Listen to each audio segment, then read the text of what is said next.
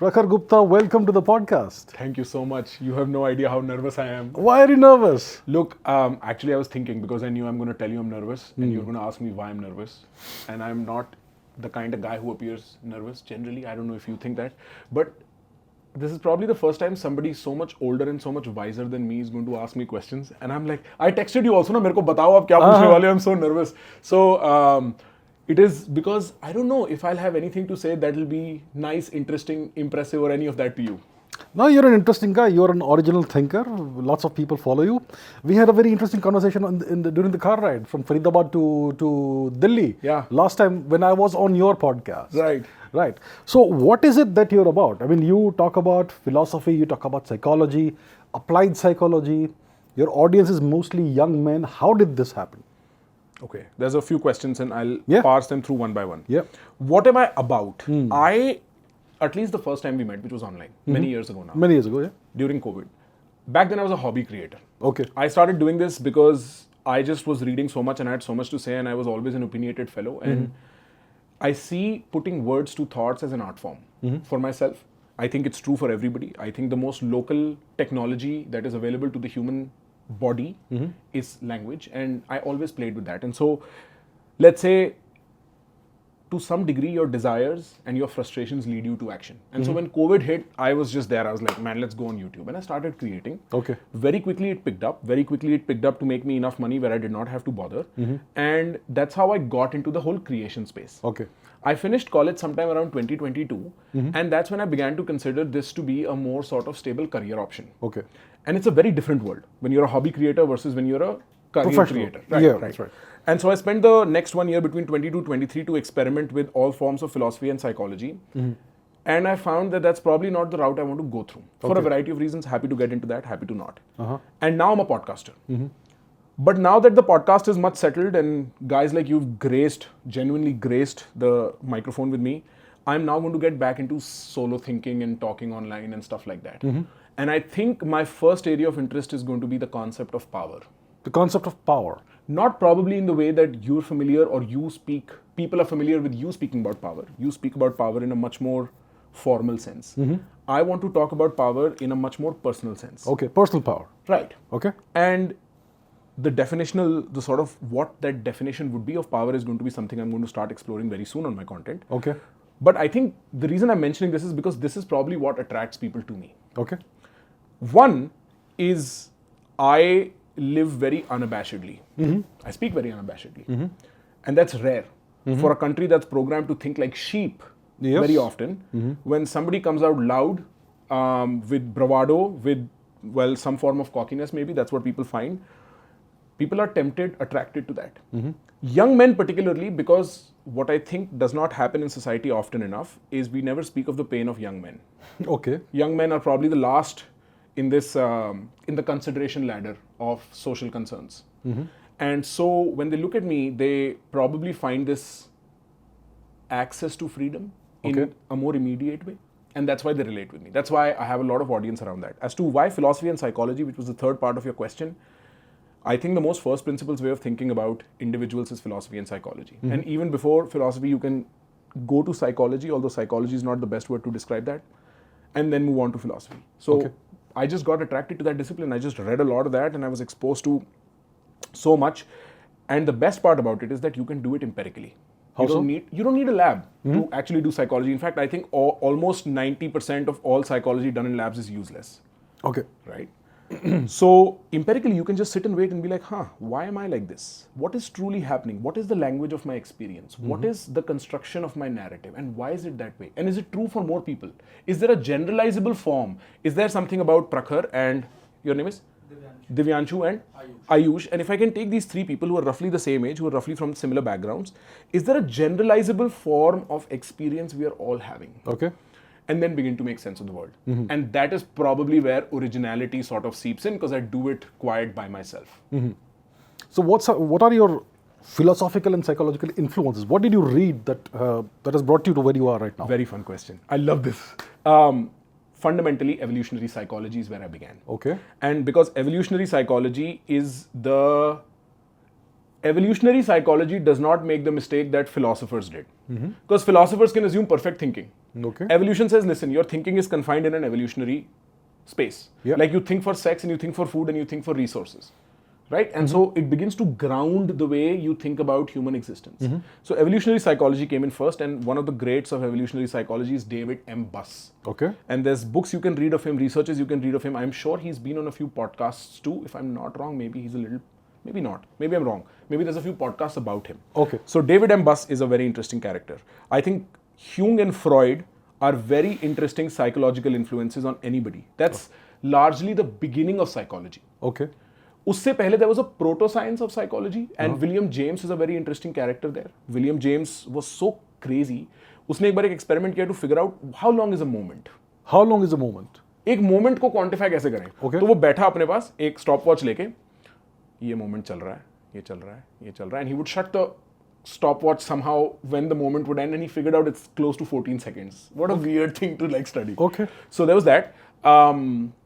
Jordan Peterson in the neo psychophilosophical range of things was very interesting to me. And this is a comparison that the internet's made often in the way I talk. He was a huge influence to me when I was 21. Let's see, psychologically, who else?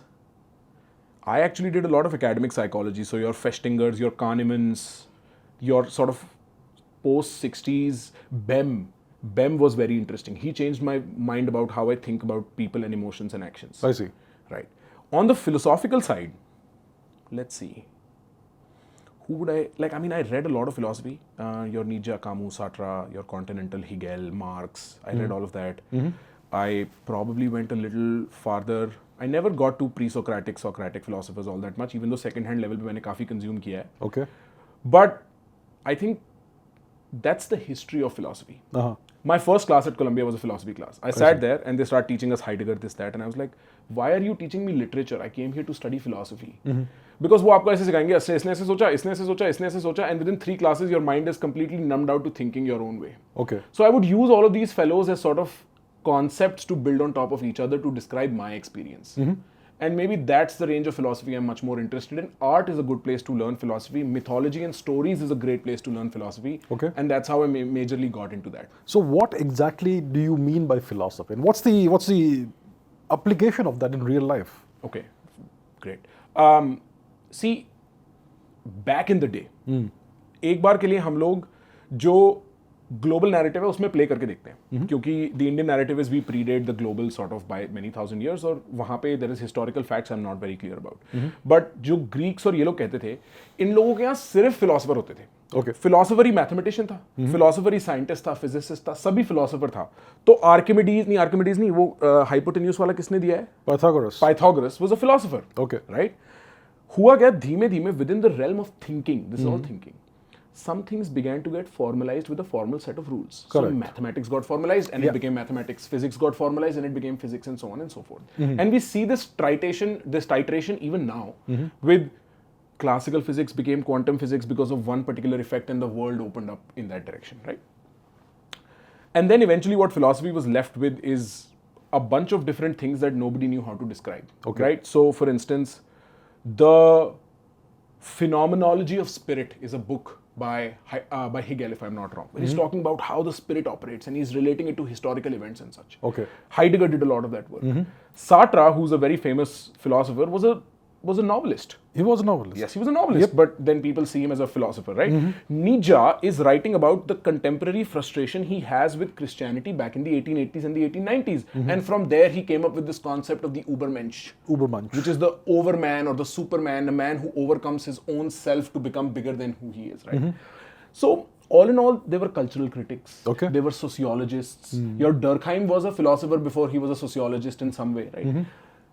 Now what has remained with philosophy is very little. Frankly, if you read contemporary philosophy, yes, क्या बचा है? Like क्या बचा है? हाँ, मतलब ऐसी बात करेंगे जैसे कि AI यहाँ तक जाएगा कि नहीं, हम सिमुलेशन थ्योरी में है कि नहीं. The most famous philosopher on this earth right now probably is Nick Bostrom. And Nick Bostrom did your simulation arguments, and he's done stuff around that. Maybe he's the most famous, unless I'm missing somebody. Okay. And it's just not that interesting. After the postmodernists, after your what was that guy's name? Bald guy. Foucault. After your Foucaults and all of that, politics में भी कुछ खास बात करने को रह नहीं गई. आपने ग्रैंड नैरेटिव्स भी तोड़ दिए कि डेमोक्रेसी देखो एक कॉमन गुड नहीं है, उसमें ये इश्यूज हैं, दुनिया भर का आपने कर लिया. तो मैं समझता हूं philosophy has sort of come back to its Indian roots in this way, where How so? philosophy was in India was always about understanding the experience of the self. Okay. And that is the utility. See, we can talk about politics and people and society in very general terms and assume कि अच्छा ex minister या ex politician या ex agent in एक civilian agent is a perfect being. और वो perfect rationality के साथ act कर रहा है. ठीक है, उसको पानी चाहिए, वो पानी ढूंढने निकल गया. Okay. Philosophy lends you the idea कि क्या पता उसे पानी चाहिए इसलिए क्योंकि वो नाखुश है और वो कोका कोला ढूंढने निकल गया. अच्छा. And what that adds to is what we all experience inside कि भाई हमारा एक्सपीरियंस बड़ा इम्परफेक्ट है. We are driven by motivations and ideas and experiences we don't understand. Suppose I suddenly start laughing and I'm like, Mr. Chavda, I pulled a joke on you. This is not even a real podcast. You'll be shocked. Say I betray you in some way. You'll be shocked. And what has truly occurred in that moment is your mental model of Prakhar, who is a part of your reality, is broken. Yeah. And so at all given points in time, trivial or huge, we are building mental models, we are building real maps. Indeed. And we are operating out of that. Yeah. And this is where philosophy is useful. Okay. Because most people are unhappy. And most people's lives are not made up of proper maps. Okay. And they struggle throughout their lives trying to make sense of their reality. This is the utility of philosophy. I think it's the most ultimate utility beyond your money and your status and whatever. Once that is done, you begin to really ponder on deeper things. And that's where you cannot ignore how sharp your mind is. So you're trying to construct a map of the outside world inside yourself, and you're also trying to figure out who you are, Yeah. and what your motivations are, and what your place in the world is. Right. Okay. What is this video game? What character am I? And what is the relationship I have with this video game? Okay. Is this even a video game? Is this real? Is this an illusion? Because Maya is a concept. It's a very solid metaphysical concept. Does Maya literally mean Maya? Or does it mean Maya in some like metaphorical sense, symbolic sense? And all these questions become so interesting because people make choices out of these decisions. ये value judgement के base पे आदमी choice make करता है. जब आदमी bribe ले रहा होता है ना, पता क्या बोलता है? ये तो कलयुग है. वो उसके लिए तो वो ठीक है ना, Rationalize कर रहा है. हाँ, वो रैशनलाइज करता है ना. तो क्या ये कलयुग है या तुमने बना दिया है? ये क्वेश्चन आता है. Yeah.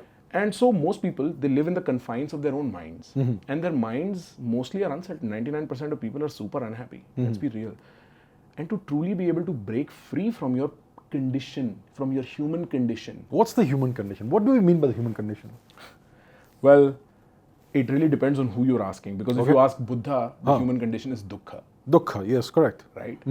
If you, and I dare say, because I've never read Mahavir, but if you ask Mahavir Bhagwan, he would say the human condition is desire. Okay. Right? And so you must break free from that. And I may be super wrong, but I'm making a guess. At all given, Arjun's human condition is very different. He's in a flux. He doesn't understand how does he fight with his own kin. And then Krishna has to intervene with his divine condition and explain to him, boss, listen, this is bigger than you think in some way and smaller than you think in some way. The human condition is, to my understanding, how the human operates. But the Western thinker thinks of it in a very interesting way. For instance, Heidegger would say you have a Dasein, which is your spirit in a sense, and you need to be very authentic about it. And so they would give it words and build a map of their own using those words and construct that stuff and stuff like that. So the human condition is, let's put it like this, in my metaphysics, there is a you and a you. A you and a you. There is a you, there is a Abhijit and an Abhijit. And that Okay. Abhijit and Abhijit are in constant conversation. Okay. And that constant conversation produces all the problems in the world for Abhijit. And Abhijit thinks he can resolve those problems by doing things on the outside. Okay. By money, power, success, fame, drinking, smoking, sorry for my French, but fucking, all these things. We chase after all those things. But in effect, that problem begins and ends with Abhijit and Abhijit. And when is Abhijit going to wake up to that? Sorry if I overstepped in some way. Not at all. Now, what's the connection between philosophy, psychology, and also religion? Because religion plays a huge role in the life of most human beings. Massively. It is completely unavoidable. I have a communist friend and he's going to hate me for saying this. Well, he was an ex-communist, Okay. He was a complete communist and not in the way that maybe the internet audiences see communists. He was just Lal Salam, but nothing more than that. He was a passive communist. Slogans. Yeah, whatever, right? Uska, like, the capitalists are all bad, they take your money and this, that. Politically nahi tha, but uski ideological framework communism ki thi, theek hai? Okay. Eventually, he ended up acquiring a very specific nutritional profile. It's a very stupid thing. Nutritional profile, वो एक तरीके की चीज़ ही खाता है, ठीक है. Okay. तो हम कहीं बात कर रहे थे, मैंने बोला यार boss have you read up about this particular thing. He is like I have, but तू सब छोड़, तू मेरी डाइट फॉलो कर, सब ठीक हो जाएगा. मैंने बोला do you see the religiousness of your approach? Okay. And he was like, yes, I do. But the point is, the most godless people on this planet, which are communists, have the God gene in them too. Okay. God is, there is a famous statement, I don't know who, they said there's a God-shaped hole in all of our mind. I see. And we fill it up with something or the other. Okay. I like to say New York is the Mount Olympus of capitalism as a religion. Okay. And motivational men are the preachers. Okay. And Wall Street is the Mecca. Everybody has to go to Wall. So like everybody comes to New York to make money. Motivational men and all these marketing sort of fellows are always like, you can do it, you can do it. And so many things have a religious construction to them. Okay. Right. Now, are all things the same? Is money an equivalent, or is capitalism an equivalent religion to Hinduism or Buddhism? Can it be put in the same bracket? Well, the answer is not really. Because at the core of capitalism, the highest value you aspire towards is money and making money and consumerism. Yes. Right. Which is definitely something lower than, say, a bhakti, or which is definitely something lower than, say, a meditation, which might be true for Buddhism, or lower than renouncing the many forms of desire, which might be true for a specific kind of Jain fellow, right? Or which might be untrue for the value of courage and bravery and protecting your kin, which might be true for Sikhi, right? Like there might be many different ways. And again, I'm sorry if I misstate a religion, but I'm just trying to make sense of it. So, in a way, if the religious instinct is a philosophical hole in our minds, and many things have the power to fill it. For some people, it is money. For some people, it might be something worse, drugs, right? Maybe. Alcohol, right? Okay. Pleasure, very often. Or, you know, we see with the woke left, it's compassion. And Compassion, this dogmatic form of compassion where you don't turn around and see that everybody you want for to be compassionate, you are not compassionate towards, right? Yeah. Or tolerance intolerance paradox. Everybody has this dogmatic belief around something, and they all fill that God-shaped hole. And this God-shaped hole is generally made up of a philosophical framework we all have within.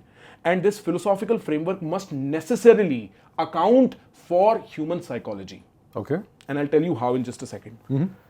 Then, psychology is at the bottom, a philosophical framework is formed at the top. This philosophical framework must shift a religion-shaped hole, a God-shaped hole.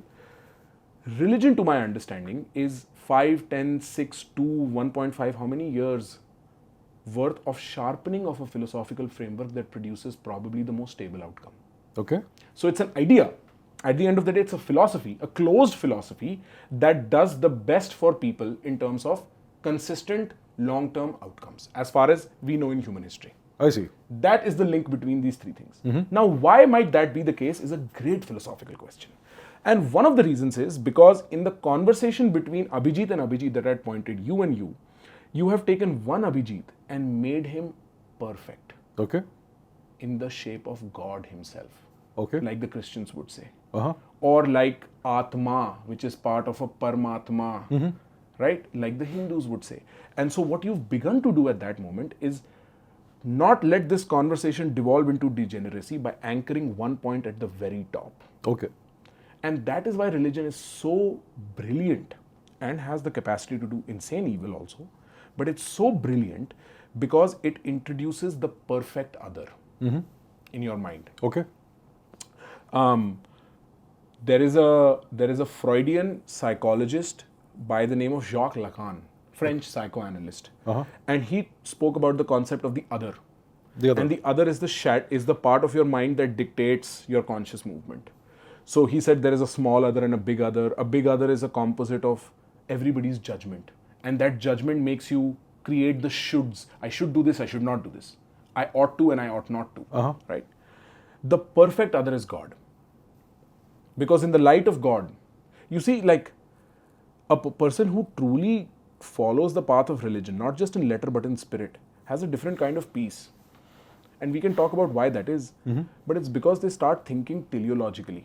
What's teleologically? So teleology in philosophy means instead of thinking things are moving randomly towards an uncertain outcome, the outcome is certain and you're working backwards. Okay. So a God-fearing person, when they have hardship in life, they will say, listen, God is testing me. Okay. As opposed to an atheist who will be like, oh my God, what do I do? At least that is the intended response. Whether that happens or not is a completely separate equation. Life is so chaotic, and I'm sure you've aged gracefully. You've seen it. The boys here have seen it. I've seen it. Life can pretty much go to the toilet in 5 minutes. What keeps your sanity intact? Faith that life will be okay. Faith in what? What do you trust? Mathematics? Do you trust that the mathematics of this life will be? I don't trust the mathematics of drivers in Delhi, boss. Like somebody could bang my car. But you trust the mathematics of God. God is... And so, religion was intended for more than one reason. There's sociological purposes, to keep a set of people together, to create an ultimate concept in those people. But a lot of it is about the relationship you have with yourself. You spoke about evolutionary psychology. How did religion evolve? How do you think it evolved? Because I think it's been around as long as human society has been around. Yeah. No, so for what's sure. What's the root of religion? How did it emerge? From what did it emerge? Okay. So when we think of evolutionary psychology, we have to be very careful because evolutionary psychology works under very strict rules. Okay?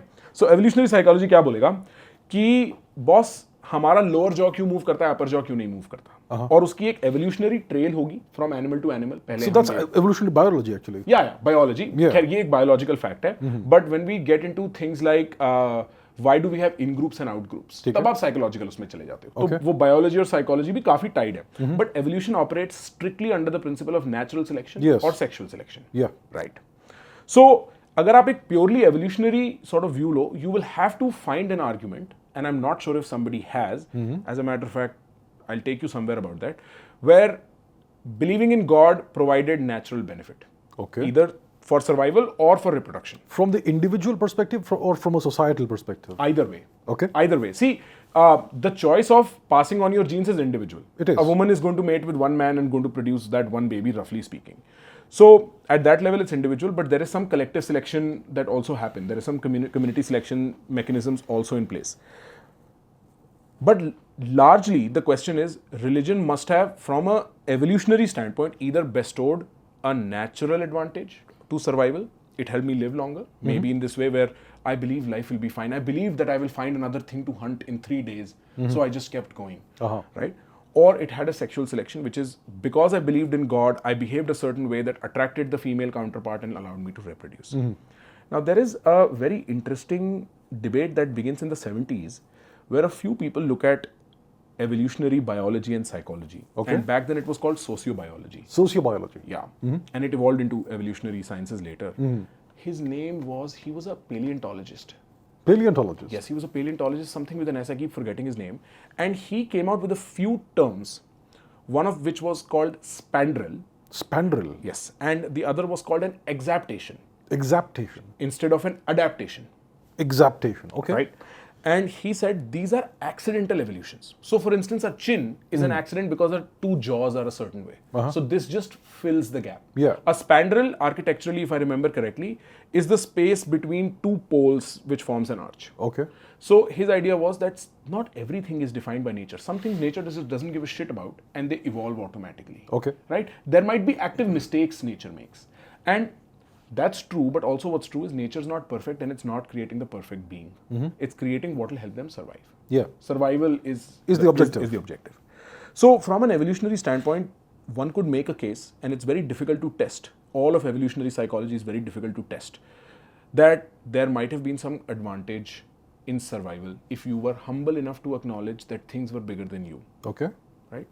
Because the people who believed nothing was bigger than them were eaten and beaten by 4 more people. Right? Humans are very fragile. 4 आदमी पीट देता है, काम खत्म. Yeah. So a king begins to feel I am God, and then nature teaches him a way. This is all of Old Testament. Somebody begins to feel like मैं boss हूँ, बर्बाद हो जाता है. Right? Okay. So there might be that. I personally think it is a combination. It's an idea that was a combination of, one, the human instinct to be part of community.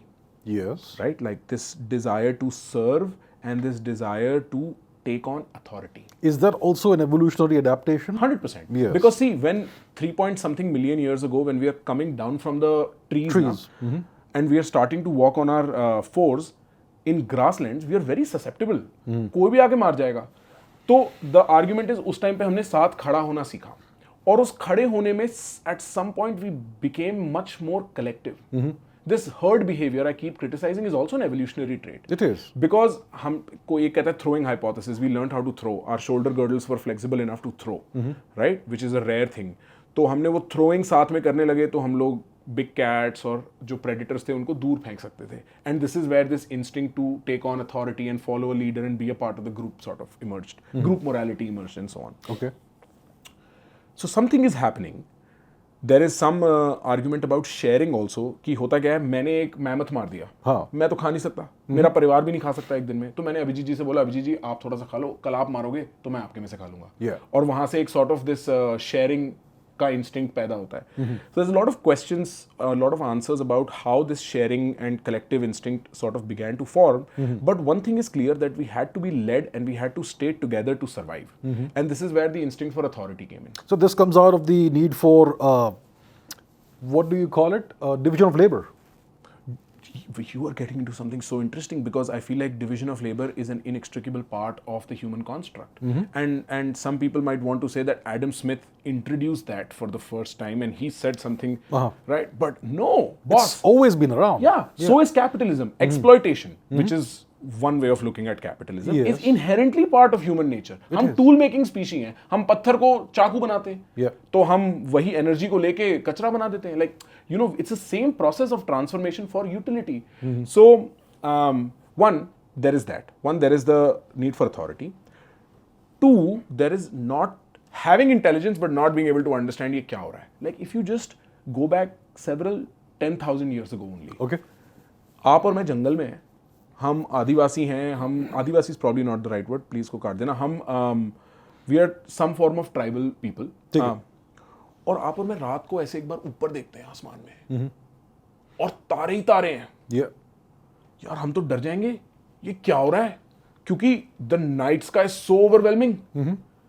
आपने 3 body problem देखा है? मैंने पढ़ा है. You've read that book. Yes. So you understand वो chaotic era और stable era को समझने में the guesswork it goes behind that. Yes. कि उनको समझ नहीं आ रहा कि ये क्यों हो रहा है, हम एकदम से बर्बाद क्यों जाते हैं. पैटर्न ही नहीं है कोई.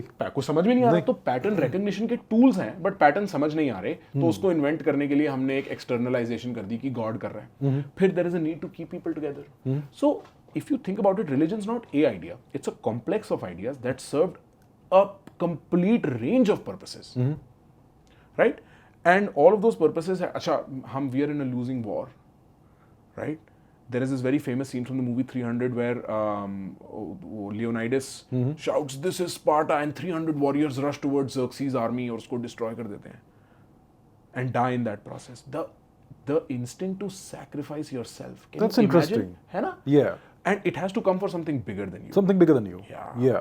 And so all of this combined created, I think, this construct of religion. And religion is not the same. See, you can say Judaism, Christianity, Islam are versions of the same sort of message. Okay. But when you come here and you can say something similar, even though it's controversial about Hinduism, Buddhism, Jainism, also Dharma, and Dharma के around ही बात हो रही है. Yes. Even though some people take offense, even maybe Sikhi. But these, by themselves, these two sets are so different. And Very Taoism and Confucianism are completely different. Yes. And then you begin to see tribal religions and they're completely different. And ancient Greek and ancient Rome are like all these religions are so different. But they're probably serving one, many, or all of those sort of existential purposes for humanity. And they come from the same philosophical instinct to inquire and understand what is my experience. You spoke about power. What is power? How do you define power? I mean, you can define power from a statistical perspective, a group of people, but you spoke about individual power. Right. So what do you mean by that? So,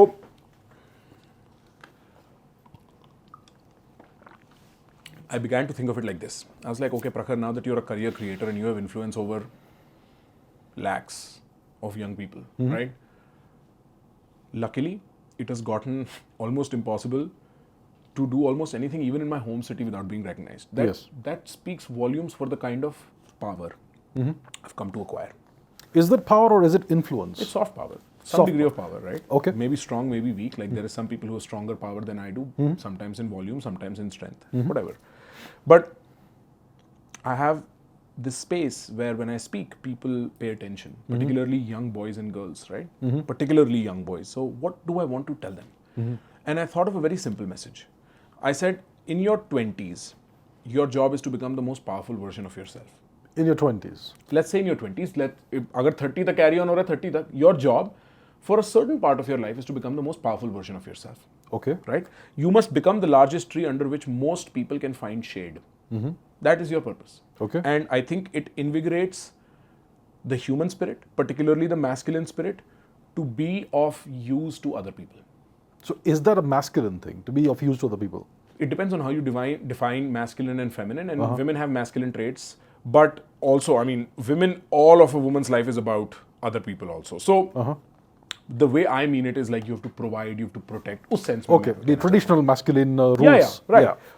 उसमें तुम non-traditionality, context dependent add करते रहो. मेरे को कोई दिक्कत नहीं है, but that should be your orientation. Okay. Because unless you have an aim, your life and your psychology is not oriented. Okay. When you decide ये मेरे को करना है, for instance मैं decide करता हूँ मेरे को weight lose करना है, तो चीनी automatically villain हो गई और प्रोटीन automatically हीरो हो गया ना. उससे पहले तो दोनों बराबर हैं. इनफैक्ट मैं तो गुलाम हूँ अपने इंस्टिंक्ट का, टेस्ट अच्छा लग रहा है वो खा लूंगा. Right. So to actually orient yourself properly in your life, you need a aim, you need goals, and so that should be your goal. And what does that goal mean? So the first thing that has to happen is your body, your material world, and the material world begins with the foundation of your body has to be right. Because as you age, and even sometimes when you don't, when your body begins to give up, dude, everything is lost anyway. Right? So that's foundational. Your body has to be in proper shape. What that is, I'll get into detail. I can say some stuff, but it's not well thought out enough. The second stage is your intellect. Your mind has to be sharp, because otherwise you're too easy to fool. And it doesn't even take somebody as confident as me. Literally, like, I have a friend recently came to me, said, listen, boss, my mother believes in a cult. Okay. This cult, very palpably from the outside, is BS. Okay. Right? I was like, why didn't you try talking to her? And he's like, boss, I was going through a rough time and my mother kept wondering what is happening to my kid, and one day she had the cult leader in her dream and then she converted to that cult. Okay. And I was like, what fear makes a man do? And so this is how fear preys on you. It allows for someone to fool you like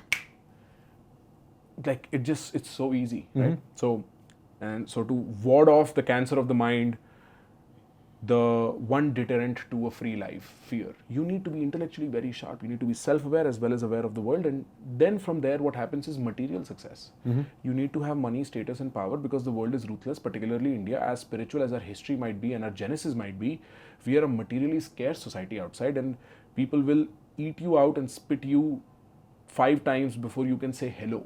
And that is just the reality of it. And at some point, young boys may not understand it right now, but your kids will be dependent on you, and they will look at you and will try to model themselves around you. And Correct. At that point, dude, you better be strong, man. Having a strong father is probably the #1 influence of my entire life. Like, that shaped who I became. It's such a privilege to have a father you can look up to and be like, wow, I respect that, right? So there's that. Material success. And then beyond material success, once you've frustrated the desires of your incarnation, and I'm speaking in a spiritual language, then you can move on to the deeper spiritual truths and power of life. Then you can move on. Because before that, it's too risky, man. Like, you know, Osho had this famous quote, every time I meet priests, all they want to talk about sex, and every time I meet prostitutes, all they want to talk about is God. Right? Like, and this is what ends up happening when you buy into the spiritual sort of narrative. I'm not saying with everybody. My fear is if I preach spiritual power to 20-year-olds, it might happen to them. So at this age, don't resist. Frustrate your desires. Go after them. Live them thoroughly. And then very quickly you begin to realize, abey, ye to endless hedonic treadmill hai. I might as well look for something deeper. Isn't that what Osho was about? Frustrate your desires, get it all out. To some degree. What was he about? Oh, very great question. Osho is not effectively a philosopher. Okay. Osho is science communicators. He's a philosophy communicator. Let's just philosophy communicator. Right? Osho is not doing anything groundbreaking. He is borrowing from the greats that have, and I honestly feel like nobody can do anything groundbreaking at all. But he was borrowing from the greats. He was borrowing from Kabir, Gorakh. He was borrowing from Buddha. He was borrowing from Krishna. He was borrowing from Meera. He was borrowing from whoever you can think of. And that man was sincerely very well read. I see. Like, it is just insane. I recently spent an exorbitant amount of money ordering all the books on Amazon that Osho has ever spoken. Because he would speak and people would transcribe and that would become a book. I see. He would literally speak. He would never sit down and write. And I spent an exorbitant sum. He's like, जो है बुला लो. जो मिलता है साले रखो घर पे. मेरे को देखना है कितनी books बनती है. अच्छा, okay. Right?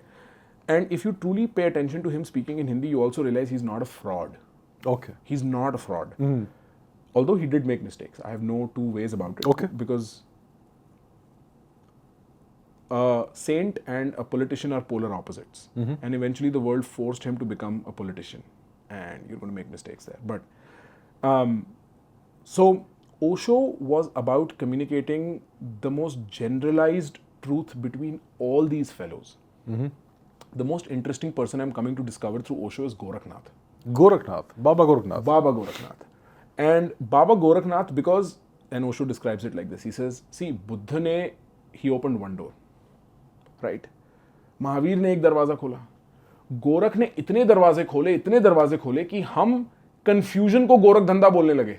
अच्छा. That term comes from the fact that Gorakh opened literally so many doors to the same route, which is enlightenment, you know, or awakening. Okay.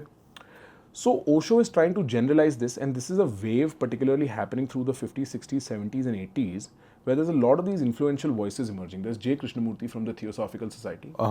There is U.G. Krishnamurti, who was a student of J. Krishnamurti, not as popular, but... When you say J. Krishnamurti, are you talking about Jiddu Krishnamurti? Okay. Jiddu. And Jiddu ke ek student the UG. UG, yes. Yes. Then there was Maharaj Ji, Neem Karoli Baba. Unki awaaz badi popular thi. And he was magic.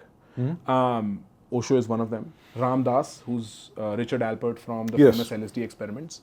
And all these people are coming together because the world after World War II and through the middle of the Cold War is looking for some spiritual grounding. Okay. And these people are becoming popular. India में तो ऐसे लोग कब से हैं? हाँ बिल्कुल. है ना? पर वो popular इस time पे इसलिए हो रहा है because media access आ रहा है और दुनिया में proper spiritual starvation है. पोस्ट वर्ल्ड वॉर 2 हमने इतने आदमी मार दिए, किसी का बाप नहीं, किसी का दादा नहीं, फिर हम कोल्ड वॉर में कॉन्स्टेंटली न्यूक्लियर थ्रेट के डर में जीते हैं. So these people became very popular. So why is there this state of spiritual starvation? It's not been that way in the past. Well, we don't know that. And I'm very careful about that because, you know, when we refer to our past, depending on how we feel, we can change. There was a time in India not too long ago, you know, I know, when we look at our past and feel ashamed. Yeah. Today we live in the opposite, which is overcompensation, where everything was perfect. And we make this thinking error. And I don't want us to do that because it leads to some really poor outcomes. There was a reason why our civilization suffered, and probably one of the reasons was overconfidence. Probably. I'm just saying. Probably. Okay. And so we have to be careful that this does not happen again. Anyway. So, to talk about what you were saying, as to what Osho was about and why the spiritual starvation exists. Part of the reason why the spiritual starvation exists is because of, I think, the God-shaped hole in all of our lives is dominantly filled by money. Money. Consumerism, capitalism, that has become the dominant force of action. आज की date में आदमी A करूं कि B करूं decide करने के लिए सोचता है पैसा किससे ज्यादा बनेगा या किससे ज्यादा बचेगा. ये नहीं सोचता भगवान की आंख में क्या सही है क्या गलत है. तो जो रिलीजन की स्पेस है वो ना पैसे ने एक्वायर कर ली है फंडामेंटली स्पीकिंग. और मैं ये गलती कोई अमेरिका या यूनिपोलर नैरेटिव या इस तरीके की नहीं मानता, because if you think about it, उससे पहले क्या था? उससे पहले वर्ल्ड वॉर्स थी. वर्ल्ड वॉर से पहले क्या था? उससे पहले फ्यूडलिस्ट कॉलोनियलिज्म थी. उससे पहले क्या था? उससे पहले वो यूरोपियन ब्लैक प्लेग था, सब मर रहे थे बीमारियों से. एंड सो मे बी एक टाइम रहा होगा जब प्रॉस्पेरिटी इतनी थी और there was some localist sort of boundaries to things where people were like chilling and silent and probably more in touch with their spiritual side. But for a fairly long enough time, if you trace history, it doesn't look like that was the case. Is there a case to believe that spiritual starvation happens during times of plenty or during times of scarcity? See, again a controversial opinion, right? Why do you think is conversion so easy? Good question, there you go. Right? Because एक गरीब आदमी के लिए रोटी कपड़ा मकान Trump's all भगवान. Yeah. तुम उसको नहीं बोल सकते तू हिंदू रहे या तू मुसलमान रहे. क्योंकि भाई कोई उसको रोटी कपड़ा मकान देके बोल रहा है तू इधर आ जा इस टीम में. There is a reason. So your God is not going to provide you roti kapda makan, and fundamentally your survival needs require roti kapda makan. Yes. Right? तो और देखो ऐसा है, रिलीजियस ट्रूथ तो ये भी है कि अपने पड़ोसी को मत मारो, उसको प्यार से देखो, ठीक है, दुनिया भर की हम एक हैं, हम एक ही ब्रह्मांड के 2 अंश हैं, है ना. बट आप चाकू लेके मैं अगर आपके सामने खड़ा हो गया, हम किसी ब्रह्मांड के 2 अंश नहीं है, हम अलग अलग लोग हैं. So when it comes to pure biology, it is the direct opposite of spirituality. When it comes to the material plane, it's very difficult to remain spiritual. A hungry and a poor man very rarely walks the spiritual path voluntarily. You have to be materially satisfied to actually begin doing that. And so, yeah, Times of Plenty is a great example. You have penicillin that comes in 1911, I think. Early 20th century. Early 20th century. तो अगर penicillin तब आ रहा है, which means हम antibiotics वहां से शुरुआत हो रही है, मतलब पहली बार हम बीमारी को कंसेप्चुअलाइज कर पा रहे हैं. It is not too long ago boss. Just day before yesterday essentially. उससे पहले तक बीमारी हो गई तो बाय बाय बेटा, आप कुछ नहीं कर सकते, राइट. तो टाइम्स ऑफ प्लेंटी नहीं, सर्वाइवल का स्कोप देखो. 1947 में द एवरेज मोर्टेलिटी रेट वो समवेयर इन द 30s में मर जाते थे इंडिया में लोग. इंडिया में एवरेज एक्सपेक्टेंसी थी 32 or something. या right. Can you think of that? 32 boss, I'm 32 in 4 years. Yeah. Right? Now we are 75 or something, 72 or something. अब तो something like that, yeah. Right? हाँ. Yeah. तो the plenty we talk about is also survival. The Bengal famine was when? 43 or something. Right. Yeah. Can you think, like, there were millions of people starved because there was no food. There was up until very recently, Faridabad में लाइटें proper नहीं आती थी, लाइटें गायब हो जाती थी कितने कितने घंटों तक. अब तो मतलब पूरे इंडिया में लाइटों का भी, like, electricity is becoming less of a problem, roads are becoming less of a problem. Sometimes I hear from my subscribers, they tell me, हमें बॉस इतनी दूर जाना पड़ता है पोस्ट ऑफिस जाने के लिए. So, like, if you think about it, plenty is an overstatement. Survival had just begun to happen in the 20th century. So maybe after that, the collective consciousness of the universe was looking up and wondering, what is this all about? Which is a sentiment regurgitated in Chuck Palahniuk's Fight Club. Fight Club, okay. देखिए, have you seen that? I've seen the movie, yeah. Yeah, उसमें वो कहता नहीं है, we are the middle children of history, there are no great wars for us to fight, our great spiritual war is inside us, something. And he's referring to this moment in time where we are just floating through time with nothing to look forward to. Yeah. Part of what I think the American paranoia about everything, including that government represents, is that there is no enemy. तो बना दो enemy. अब तुमने Actually, हाँ, अब तुमने क्या बना दिया? ये पक्का इसने किया होगा, कोविड पक्का एक स्कैम होगा. हा. सोचो, आदमी इतना खाली हो गया है, वो बैठ के सोच रहा है कोविड स्कैम है. और वो पैरानोया इतना लाउड और इतना स्ट्रांग है अमेरिका में, because they are existentially bored. So do you need a struggle in order to have a meaningful life? You can think of meaning as the struggle of your life. Or the struggle towards a specific goal. You can think of it like that. See, your biology fundamentally needs a goal to orient itself in life. And when there is no goal, it will invent a goal. Okay. आप अगर अपनी चिंता कभी analyse करोगे, एक diary रखना जिसमें अपनी चिंताएं लिखना. You just write about your worry and you will realize 60% of my worry is just nonsense.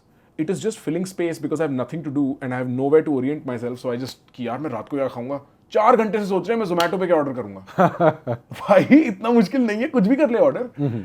But this is how our minds operate. This is a spiritual truism that worry replaces the ultimate worry, which is that of death.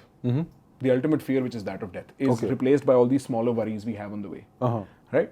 So, in some way, it is true. Meaning is found from extending yourselves beyond just your immediate concerns and finding struggle to overcome in that. That is how I would think of meaning.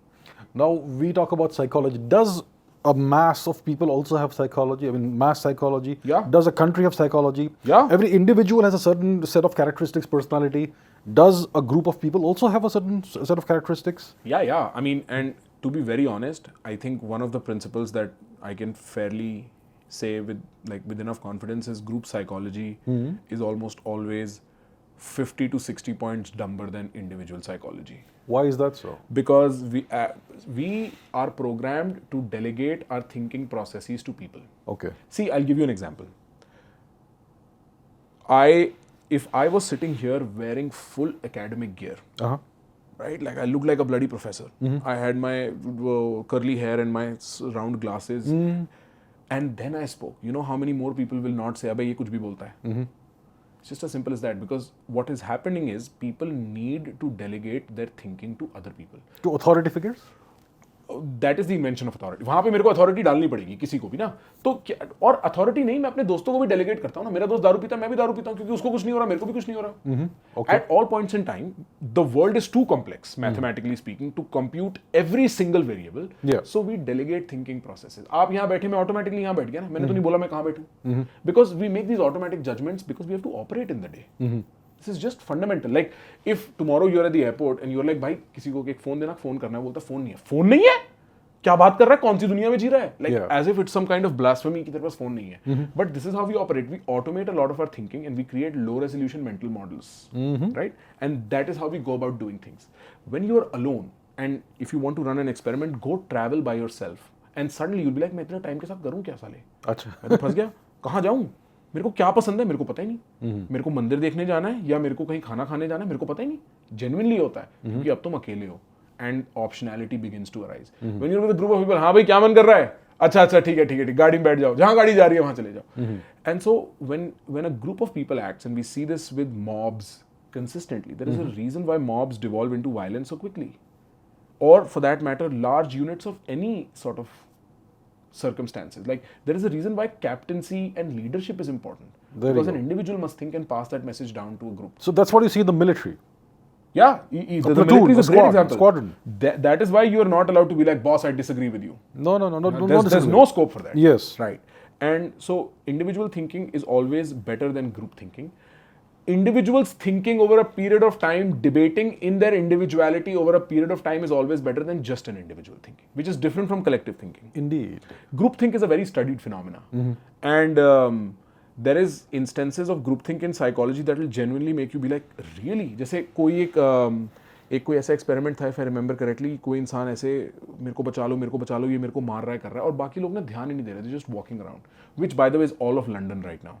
Right, like you just walk around like कुछ नहीं हो रहा और कोई चाकू निकाल के तुम्हें लूट रहा है, but because nobody is reacting, because you're like, ये मूवी तो नहीं चल रही, ये रियल है भी, इसमें मेरा कुछ है भी. And so we begin to think in this way, which is informed by the opinions and our assumptions of what others might be thinking, which is always universally worse and stupider than when we are thinking for ourselves. Okay. Yep. There is no collective identity is almost always worse, almost always, than individual identity. That's interesting. So how do some nations excel? I mean, every nation has a set of characteristics, attributes that you call its identity. Yeah. Every nation essentially has a personality. And some nations are way superior. I mean, you had American exceptionalism. Yep. Where did that come from, that idea? That's a very good question. I think there is something to national myths. Okay. So you are right. It's not just cities have personalities also. Oh, if indeed. you think of it, right? Indeed. Groupthink is a different concept. मैं अगर सिर्फ आप like if you think of San Francisco, it's a certain personality. If you think of New York, it's a certain. Bombay is a certain. Yeah, it's very different, right? Very different. And Paul Graham has a beautiful essay about the personality of a city. If somebody wants to read Paul Graham, great technological thinker. Okay. Right. Nationalities have personality. Yes. And for instance, in America, they treat their civil duties, their sort of jobs with the honesty of God, generally speaking. Right? Like, you will never see bribery in the lower level government. Not in the lower level. Not in the lower. Upper level, 100%. No denying. But like, if you even propose to a policeman, सुन यार, ये ले $100 मेरे को जाने दे, वो तुम्हें jail कर देगा. Yeah. Right? And if you flip that and look at India, तो उसको $100 ना दे, तो वो तेरे को पक्का जेल कर देगा उस रात के लिए. Right? If you think about it. Yeah. So there is a national character and there are national myths. Where they come from is generally the origin story, and this is probably why in this present moment the revamping of Indian history is becoming very important. I don't think Gandhi was half as good or half as bad as people make him out to be. But I think in this moment what is truly happening is that the world, this is my guess, I may be super wrong about it, I think the world co-opted Gandhi and Gandhian ethics post World War II to really calm the shit down. बहुत लोग मार लिए पिछले 50 साल में, आधा Europe बर्बाद हो चुका है, कुछ नहीं बच रहा है, जापान बर्बाद हो गया, रशिया में लड़ाइयाँ चल रही हैं. Gandhi, Gandhi, Gandhi, non-violence, non-violence, and non-violence was promoted to this superior ethic like nothing else, right? What is happening now is we realizing, bro, तुम एक गाल पे दूसरा गाल आगे करोगे, वो इस पे मारेगा, फिर तुम तीसरा करोगे, वो उस पे मारेगा, जिसको मारने को मिल रहा है वो मारता रह जाएगा. मारता रहेगा. और मैं ये नहीं कह रहा हमेशा, बट आउट ऑफ 10 अगर वो एक बार भी मारता रह गया ना, तो तुम तो एक्सप्लॉइट हो लिए दबा के, Yeah. if you speak in material terms. So what we are doing right now is this nationwide deconstruction of Gandhi and the legacy of Gandhi, which I don't think was in Gandhi's hand either. Which I like. I go to Mexico City once in a while. Mexico city में Gandhi park और Gandhi library होने का क्या मतलब है boss? उसने Mexico का क्या लेना देना है गांधी से? और वो पता है गांधी भी नहीं, वो गैंधी या कुछ ऐसा ही बोलते हैं, गांधी, उनको जो नाम भी है ना GHANDI है। अच्छा, GHANDI। हाँ, तो वो स्पेलिंग भी गलत है। Okay. But that symbol is so important, that symbolism is so important, and so this new villainization of Gandhi, it's not new actually, it's fairly old also, but this new popularization of the villainization of Gandhi comes from this global realization that the world is not a global village. We are not all holding hands and we are the world, we are the people. This whole Michael Jackson, Beatles nonsense is not truly going to run the world. Even though it might be very useful in a lot of cases, it's not the best strategy to sort of ensure your interests. You mentioned something called national myth. Yes. Which is kind of the foundational myth, the origin story of the people. Yes. Now, what happens when there is a dissonance between the reality of the nation today and the ancient myth of what the nation used to be like? I mean, this is who we are based on the myth. Yeah. But today we are something very different. Then what happens? There's some dissonance, quite cognitive Massive dissonance. And is that what we're seeing in India today? It is possible, but not just in India. Elsewhere also, I'm sure. Even in America. Because Americans क्या सोचते हैं, उनका national myth क्या है? We fought for freedom. Yes. अभी जरा देखो. Wrong answer, right? And to some extent they did. When they fought the Brits off, they were saying, सुनो हम गुंडे हैं तुम्हारे देश के, पर ये अब हमारा देश है, भागो सालो यहाँ से. Yeah. 2% नहीं देंगे हम. हाँ, नहीं देंगे, भागो यहाँ से, right? पर आप अगर उसके बाद भी देखो, हम क्या कर रहे हैं, हम वियतनाम में फ्रीडम ला रहे हैं. पागल हो गए हो क्या? वियतनाम में फ्रीडम ला रहे हो तुम, साले पिट के निकले. हम अफगानिस्तान में फ्रीडम ला रहे हैं. And so that freedom myth almost dictates everything about them. And if you see, they will always say America land of the brave and the free. That's their sort of motto, right? Yes. And so it's a very important myth to them. You can say that about India, that there is a solid dissonance. क्योंकि मेरा एक दोस्त है Israeli, brilliant psychiatrist. वो मेरे को कहता है, प्रखर एक बात बता, मैं देखता हूँ यार पूरे दुनिया की ये हो रखा है, वो रखा है, और इंडिया इस टाइम पे इतना स्टेबल है. India, and he's much influenced by dharmic thinking. Okay. And I mean in the sense of like Buddhist, Hindu sort of, like he's been through India, he's meditated a lot, he's read all these characters and all these philosophies, very interesting. Okay.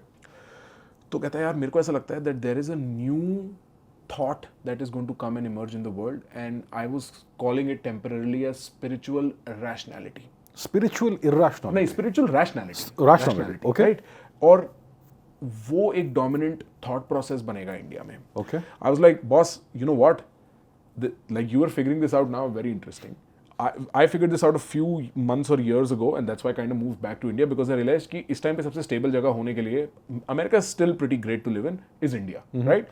Or India is acquiring its own character, and you can see it in its foreign policy, in its external affairs management, and you can see how Jaishankar talks to all these people who wants to mess with him and so on, and all this good stuff is beginning to happen, right? And then India is growing economically, and all this stuff is happening. But I would not mistake for a second that the people of India are spiritual. Like, I'd be very careful. The history and the genesis of the people of India is spiritual. Yes. The character of our national myth might be spiritual, but in the scarcity that the Indian fellow, the material scarcity that he goes through on an everyday level, You can't be spiritual with that. man, no, and don't make that mistake, because then you're cheating yourself on so many complicated levels. Go work for the money. मैं कह रहा हूँ कुछ time follow the American dream blueprint and make the money, bring the industry. Indeed. हाँ, hardware बनाओ, road बनाओ, infrastructure बनाओ, फिर चलेंगे भगवान के पास सारे मिलके साथ में. बिल्कुल. We are in our 20s as a nation, right? America is in its 40s, 50s. Europe is in its 60s, 70s. So you can see the decline of Europe.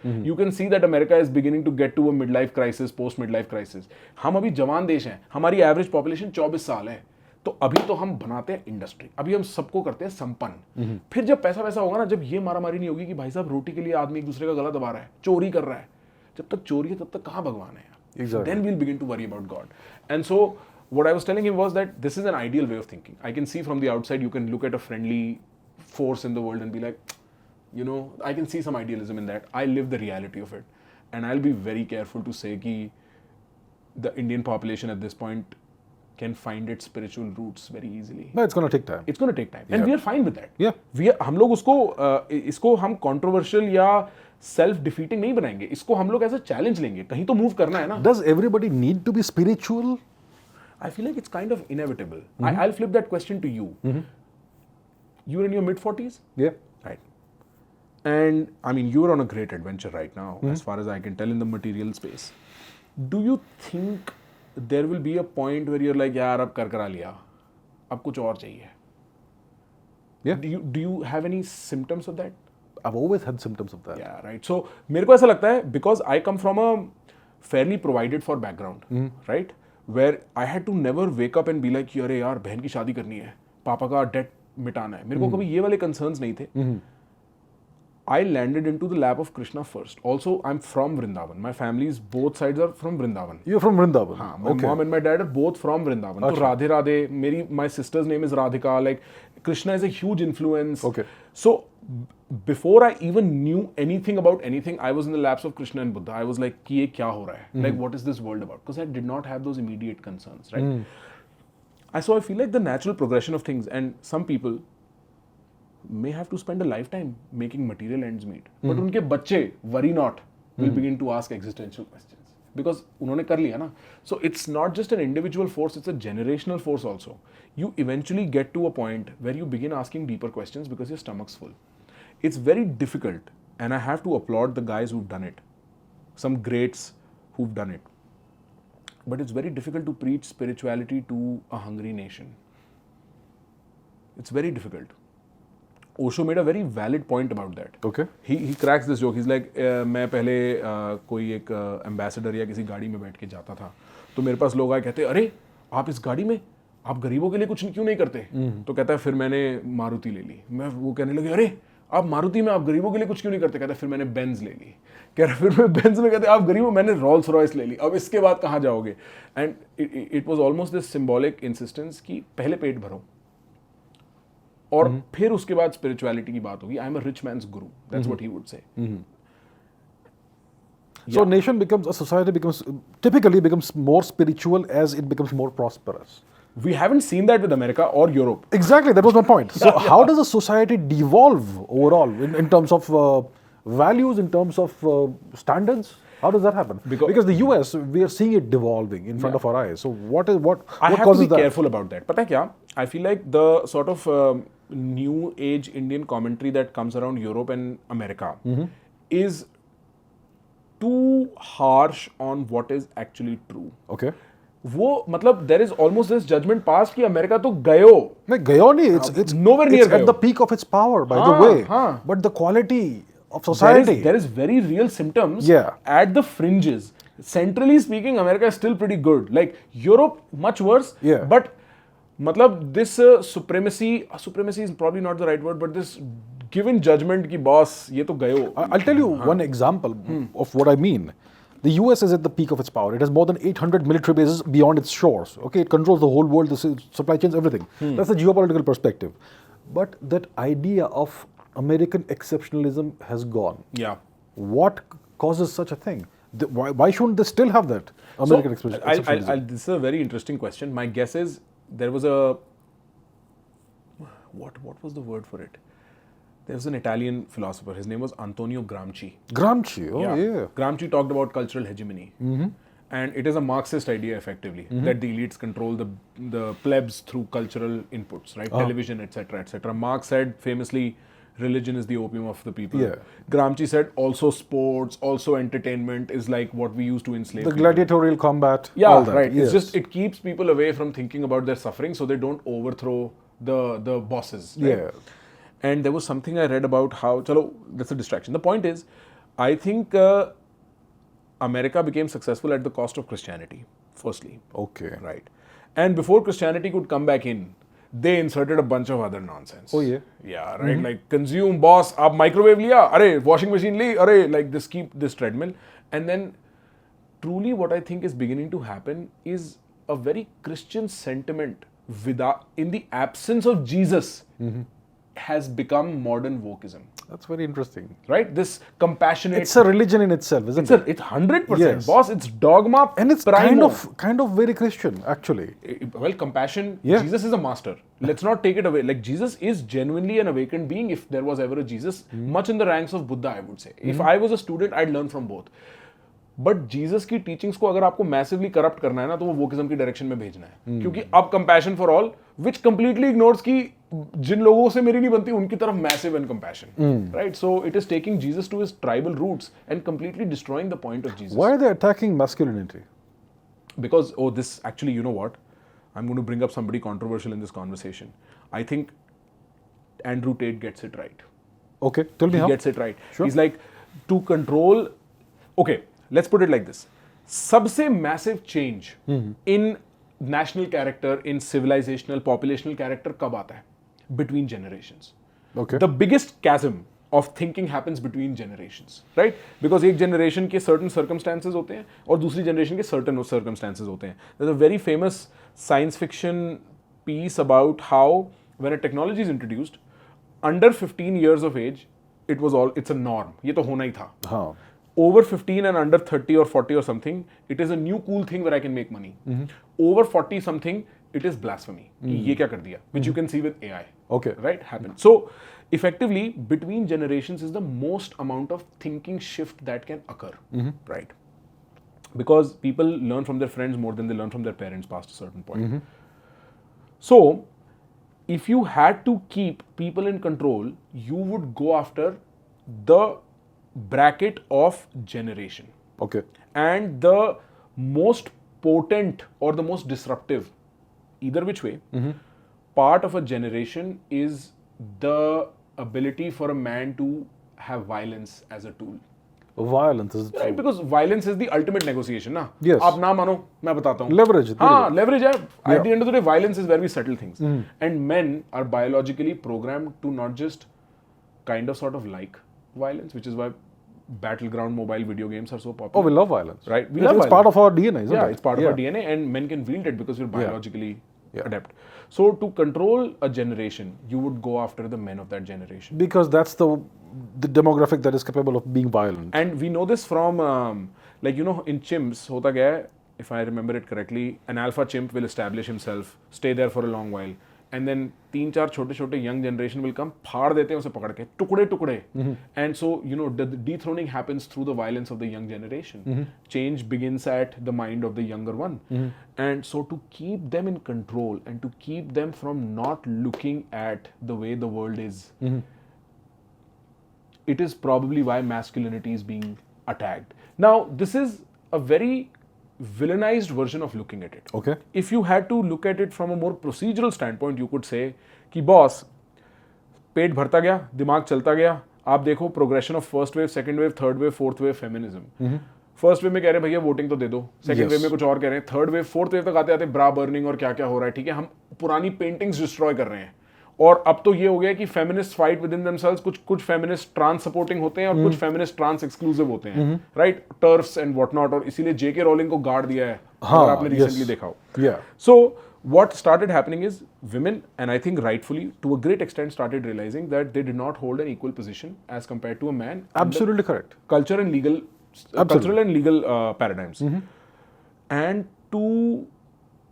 And as much as men make the mistake of understanding women, you should see how women are characterized in movies that are made by men. आपको Bechdel test के बारे में पता है? नहीं. Bechdel test is a cinematic test of depth of women characters in a movie. और उसमें 3 rule होते हैं, if I remember correctly. There should be a woman, she should have a name, and 2 women should talk to each other that is not about another male character. ऐसा करके कुछ 3 test rules होते हैं. Okay. बहुत basic trivial rules होते हैं.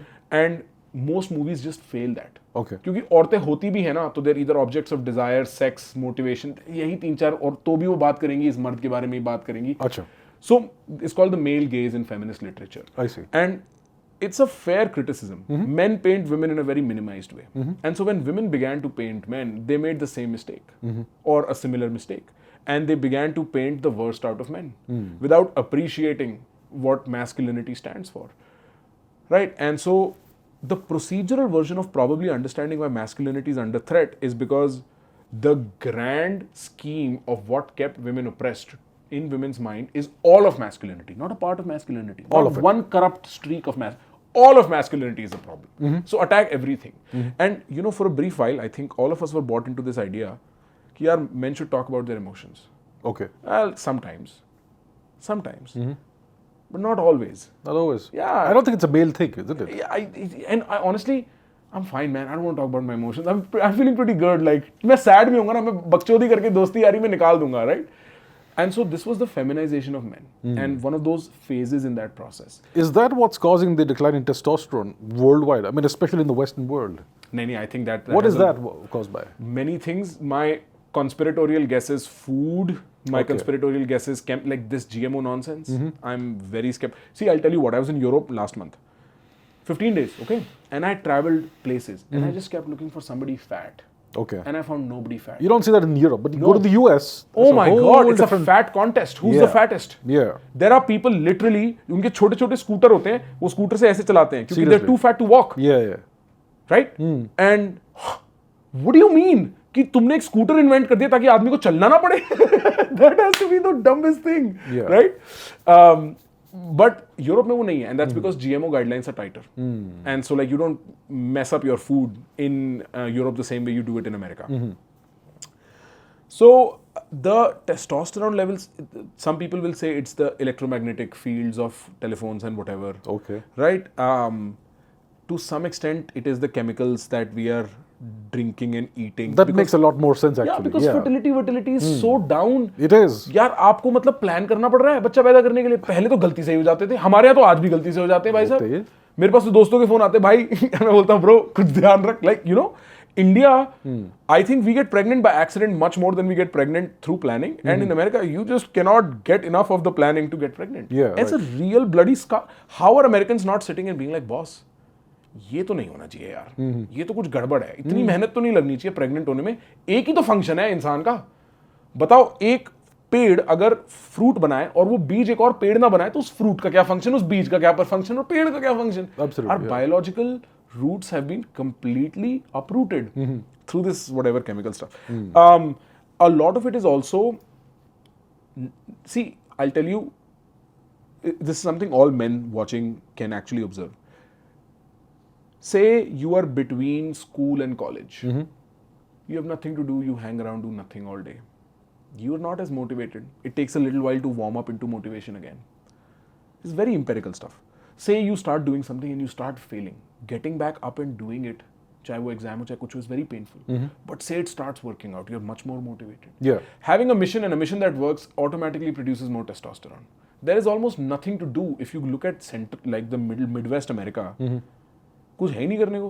क्या करते हैं? सुबह उठते दारू पीते हैं, शाम तक दारू पीते हैं, सो जाते हैं. रियली मैं बता रहा हूँ, आप Philadelphia is not even Midwest. आप फिलाडेल्फिया में चले जाओ, इंजेक्शन मार मार के पड़े हुए हैं.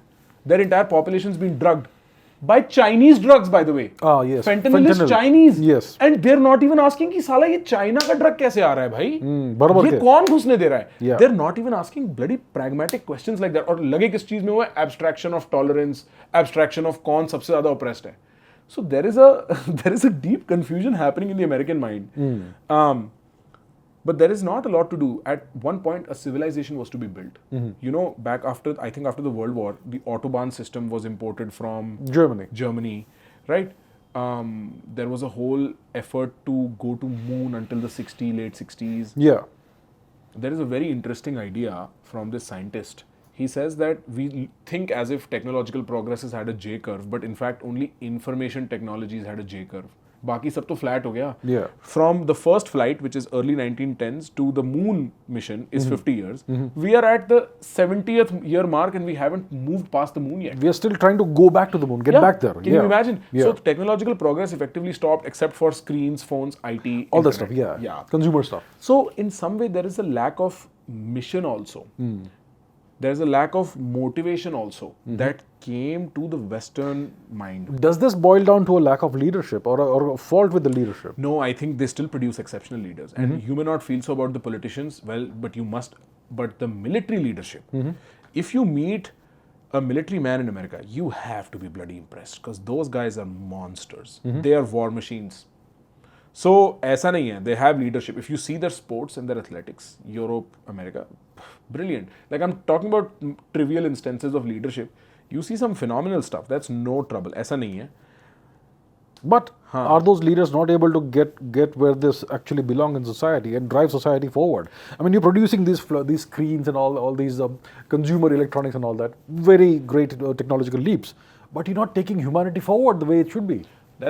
And so, you know, that's where real leadership comes in. Maybe it's not an individual, but a system's fault also. No? A systemic fault, yes. Because you worked in academia, you know how funding works. Yeah, of course. Like the way funding works, I'm not incentivized to add anything except another sort of citation for myself to get more funding. But their system used to be great. Yes, it used to be great. And what happened?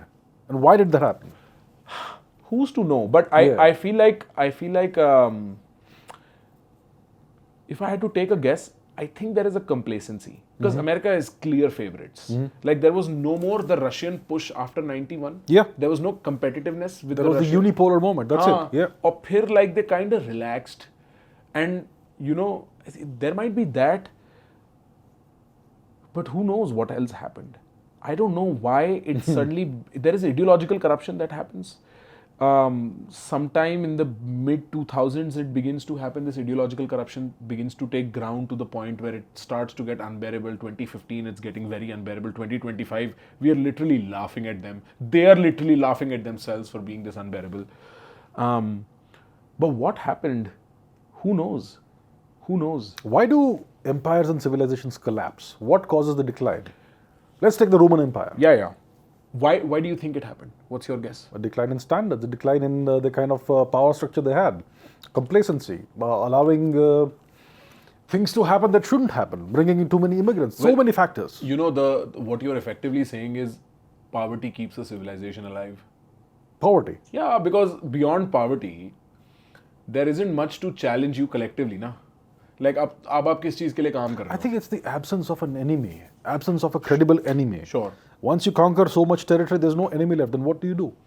Well, but when you import the enemy to work for cheap, right? then your guys get disaffected. By hamara jobs chala gaya, hamara sab kuch chala gaya. Now we are being replaced by the ones we fought. Yeah, right. They're taking over. I mean, that's one example. There are so many factors that go into this, but there is a lowering of standards and a lowering of and a change in the way the society was supposed to function. But if you think about it, Britain fell to not lowering of standards. Britain just fell to an opposing enemy that got stronger and a friend that was actually stronger, but they did not know. No, Britain never fell. The center of power was simply transferred from London to Washington. But it's the same entity. I just don't think it's the same entity. Why is that the same entity? Uh-huh.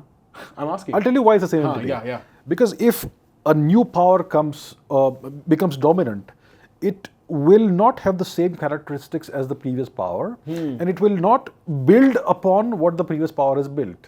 For example, if you look at all the supply chains, if you look at everything the British Empire had, it is still intact and it's been built upon by the Americans. But don't you think that's the cunning of the American? As opposed to, like, I can see that they might be part of the same team, but frankly, I think Americans look at Britishers and just laugh. Yeah. Like at this point, they're not even second fiddle. They're not even important. They are no longer a force to be reckoned with. Yeah, they're no longer a relevant force. In fact, we can openly laugh at Britishers and they can't do shit. Like, you know, it took us less than 100 years to The get interesting thing is that the economies are essentially the same. Okay, they are all integrated. London is one of the major hubs of the Western financial system, empire. It's the money laundering capital. All the dodgy people, they are in London. All the people who should be in jail are essentially in London. And it's a vital cog in the American empire, actually. So the economies are integrated. Replaceable?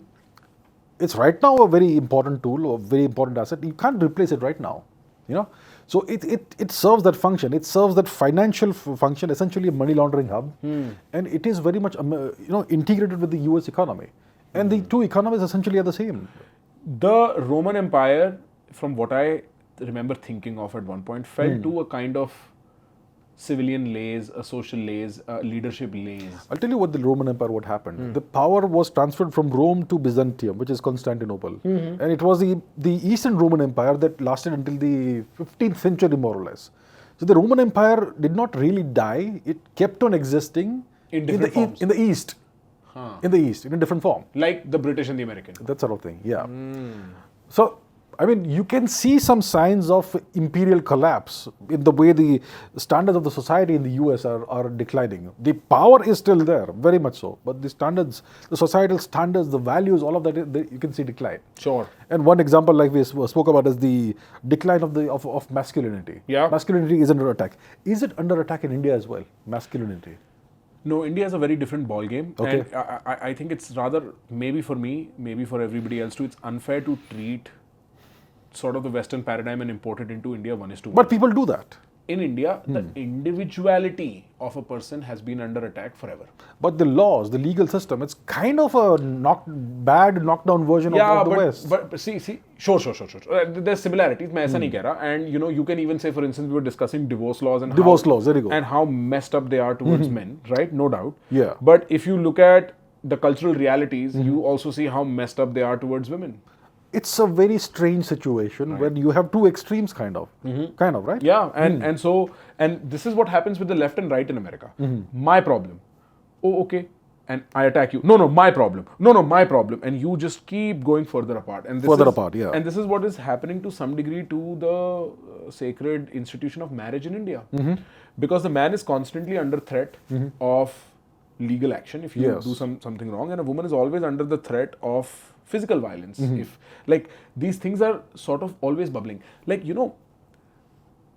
it takes a very honest Indian to look around and recognize that most marriages are very unhappy and sometimes even partly abusive. Okay. There's a rare good marriage you'll come across once in a while and you'll be very happy about it. There's a small or medium majority of marriages that you'll come across that are stable and tolerable. Okay. And a large part of it is just like, boss, the stuff I've heard as just being an internet person from the DMs and from like people, it's just harrowing. Okay. So let's go back to masculinity being under attack. I don't think masculinity is under attack in India. I think individuality has always been under attack. You can India? You can never think for So that's something you see, especially in the East, in the Eastern nations, in the Eastern cultures, that we are a more collective kind of society. Yep. We prioritize duties over rights, that Right. sort of thing. We talk about the collective good and all that, and as opposed to the individual rights and individual good. China is very similar. Japan is very similar. I think all Eastern societies are more of that. Koreans sort. are very similar. Koreans, yeah. The Anglo-Saxons are very individualistic. The Europeans are not that individualistic. For example, in France, they will prioritize the society more than what the English would do. Yeah. Well, Yeah. Americans are Yeah, maximus individualistic. So that's the Anglo-Saxon thing. Canadians, right. Mexicans are actually very family oriented. Oh, yes, which very is family. Spanish and sort of indigenous American They're influences. amalgam. They're almost like Indians. I think Equatorial countries. Mexicans are very much like Indians, actually. Yeah. उनके मसाले, उनके राज में उनकी रोटियां हर सभी तो चीज़ है, देसी हैं. हर हाँ. चीज़. And I've seen that culture very closely, so I have a very insane sort of viewpoint on that. But there is something to be charted out when we talk about the individuality that is under attack. Okay? Because effectively, let's go back to the first topic we raised about philosophy and psychology. Okay. And this comes from Freud's Civilization and its Discontents. He framed something very brilliant. He said that the struggle of a man, the human condition, according to Freud, is that he has instincts for personal pleasure. He called it the pleasure principle. Okay. And then he said there is imposition from society. He called this the reality principle. Okay. And he formalized this in a very, it's an analog he had. He said there is the id and the superego. Okay. And the superego is borrowed from people around you. And the id is your desire, your instinct, right? And they're always in conflict. Okay. Right? And what that conflict produces is a conversation we call the ego. The ego complex with all its defenses, desires, which we live in, what we recognize ourselves with. Okay. Right? This is Freudian conception. And in our case, in the Indian case, the superego is heavy. And the id is weak. Okay. In the American case, you can say the id is heavy and the superego is weak. Okay. Now, I'll just say one small example and it should make the point. This is precisely why innovation is lower in India than in America. Because the individual desire to achieve and do something spectacular and phenomenal is always curtailed by इसकी responsibility, उसकी responsibility, ये क्या सोचेगा, वो क्या सोचेगा. तो कोई सोचता ही नहीं IIT और IIT के बाद मैंग में जॉब से ज़्यादा कुछ कर लूँ. अब वो एक entrepreneurial spirit इंडिया में आने लगी है. And these are direct symptoms of national character, civilizational character that we were talking about earlier, जो personality of a nation. ये तो एक बहुत छोटा एग्जाम्पल है. अगर आप इसी चीज को एक सेकंड के लिए आदमी पर्सनली अपनी हिस्ट्री में honestly without taking it emotionally सोचने लगे ना,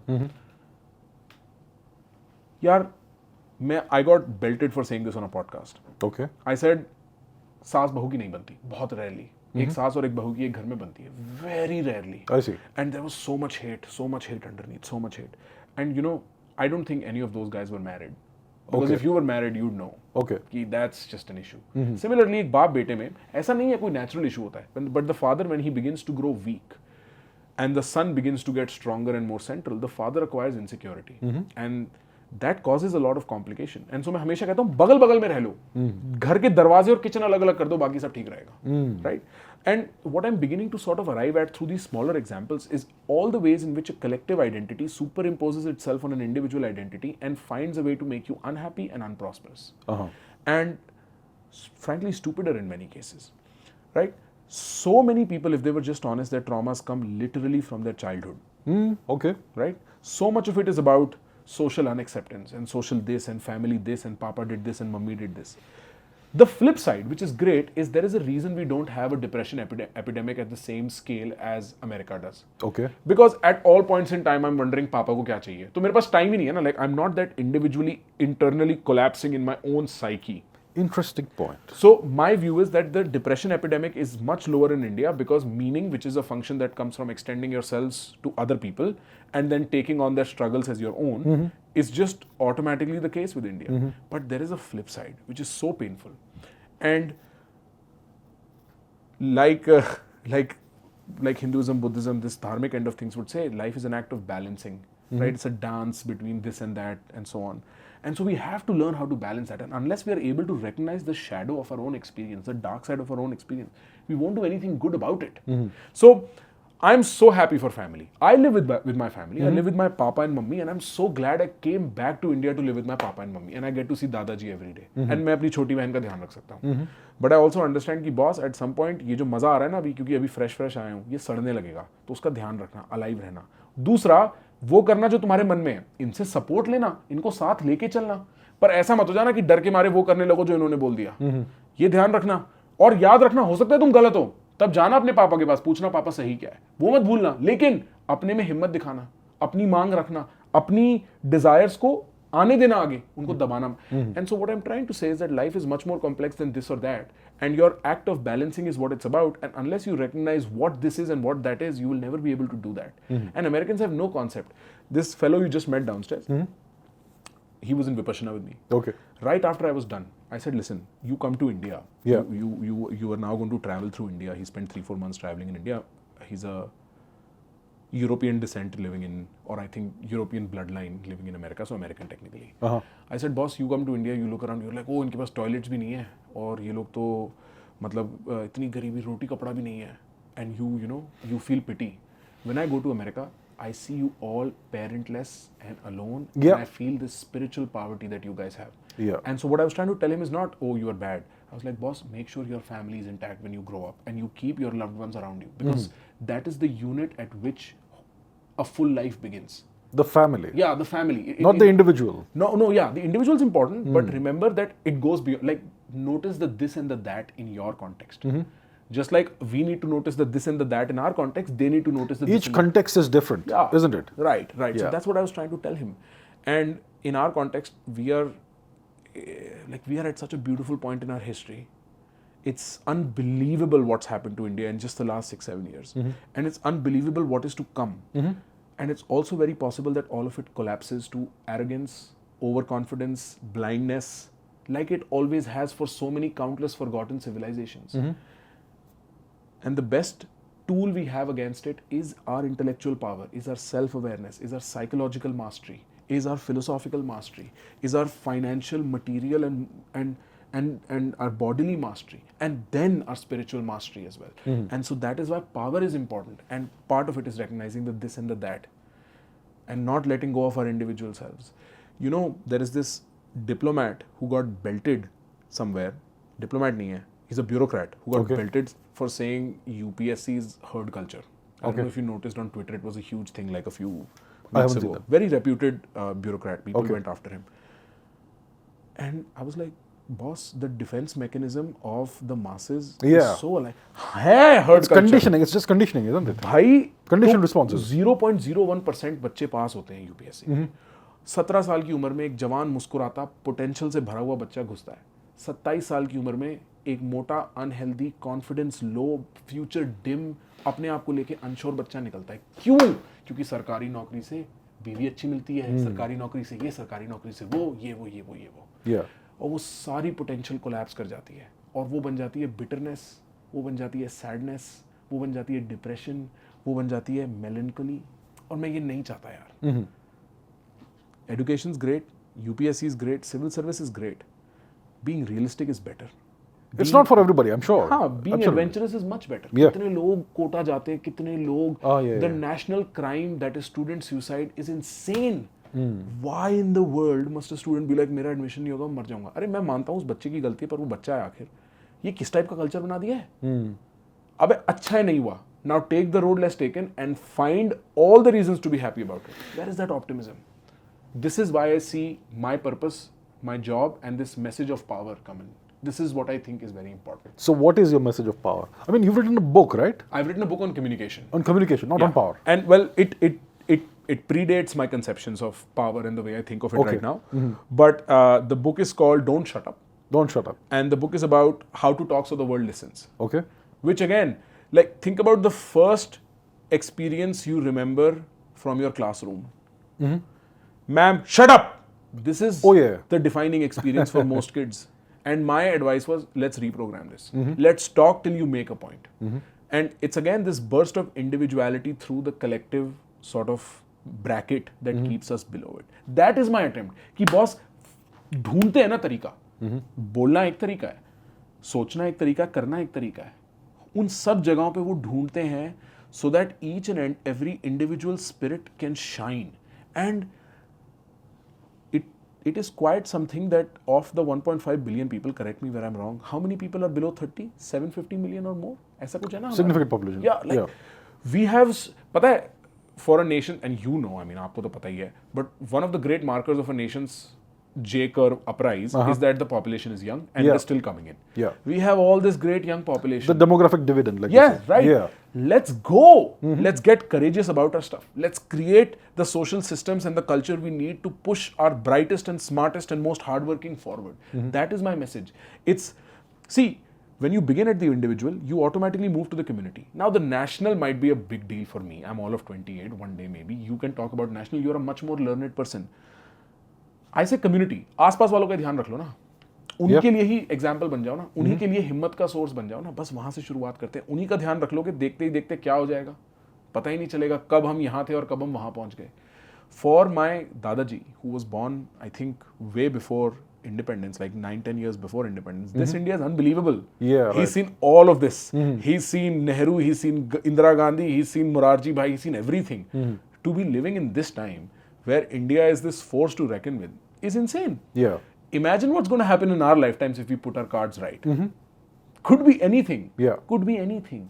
And you know, we don't talk about these stories. Like there was an Asian in क्या हुआ था recession back in the 90s, I think, right? Yes, late 90s. Late 90s. The Asian tigers went down. Yeah. Yeah, right. And they never got back up. Yep. Frankly, right? There is a lot of cases where things are going up, but they stagnate. Iran was going up, and then it went somewhere. We are not sure where. It's not always a good Humpty Dory story if you don't pay attention and you're not careful about it. And very often your emotions collectively in a mob sense can take precedence over your intelligence in an individual sense. And you don't know what angle that is going to come from. Sometimes it comes from the inside, from your own home. The birthplace of evil is not outside. This is a thinking error कि वो बुरा है, मैं अच्छा हूँ. नहीं, मेरे अंदर दो हिस्से हैं. दो क्या, दो से बहुत ज़्यादा. अच्छे और बुरे. और मेरे को सबसे पहले अपने अंदर की बुराई को कैप्चर करना और उसको फाइट करना, उसको मास्टर करना बड़ा ज़रूरी है. And so once we begin to think like this, I think a lot changes. अभी हम क्या है, पॉलिटिकली भी लेफ्ट बुरा है, राइट बुरा है, लेफ्ट बुरा है. नहीं, एक काम करते हैं, सारे right, Indic, right, what ever you want say, वो बैठ के हमारे ही विंग में जो प्रॉब्लम्स है ना, उनको क्रिटिकली एनालाइज करके साइड कर देते हैं और सेम लेफ्ट वाले कर लें. मैं इंडिया के लिए सजेशन नहीं दे रहा, मैं अमेरिका के लिए दे रहा हूं. और फिर बात करो कितना फायदा होता है. Once you begin at home, it's not always that easy and simple, but once you begin at home, theoretically, you can arrive at a much better evolution than if you begin with the other.